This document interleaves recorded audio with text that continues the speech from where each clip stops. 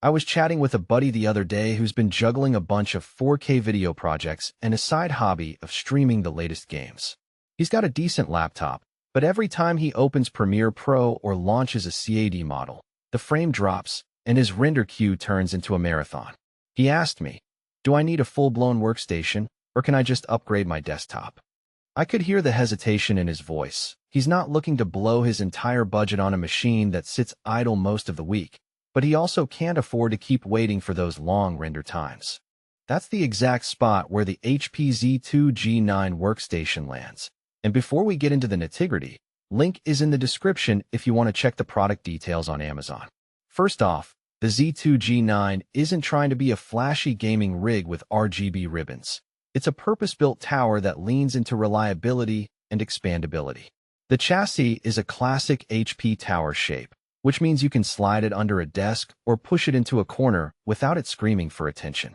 Inside, you'll find a 14th-gen Intel Core i7 processor paired with 32 GB of RAM and a 1 TB SSD. That combo gives you a solid foundation for multitasking. You can have Photoshop, After Effects, and a couple of browser tabs open without the system begging for a breather. What really makes this machine feel practical is the NVIDIA RTX 2012 GB GPU. It's not the same beast you'd see in a high-end gaming build, but for workstation workloads, it's more than capable. I've seen creators run DaVinci Resolve timelines with multiple 8-bit streams, and the GPU kept everything buttery smooth. For gamers, the A2000 can still handle titles at 1080p with decent settings, but you won't be maxing out ultra textures in a AAA title. If your primary use is gaming, you might be better off with a dedicated gaming desktop that pairs a higher-tier GeForce card with a more aggressive cooling solution.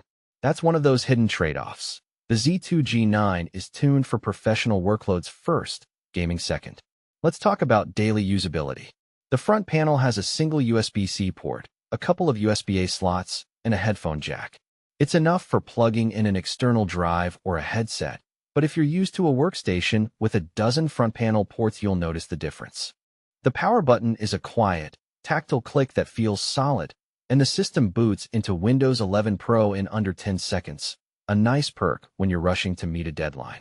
The SSD's 1 TB capacity is generous for most creators, but if you're dealing with massive 8K footage, you'll quickly need external storage. The good news is the tower has space for up to 2 additional 2.5-inch drives or a 3.5-inch HDD, so expanding storage later isn't a headache. One practical strength that often gets glossed over in spec sheets is the workstation-grade reliability of the Intel W680 chipset. It supports ECC memory, which can catch data corruption before it becomes a problem, a feature that's a lifesaver for engineers running simulations or anyone who can't afford a corrupted file after hours of work.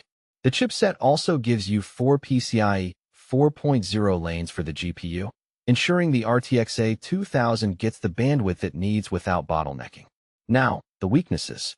The tower runs a bit hotter than a typical consumer desktop because the focus is on component density rather than whisper-quiet cooling. If you're in a small office or a bedroom, you'll notice a low-level hum from the fans under load. It's not obnoxious, but it's there. Also, the price point is something to flag. You're paying for a professional-grade platform, and the cost reflects that. For a gamer who only wants to play titles at 1080p, you could build a comparable machine for significantly less. Lastly, the design is fairly utilitarian. There's no tempered glass side panel, no RGB lighting, and the aesthetics are more corporate than gaming-oriented.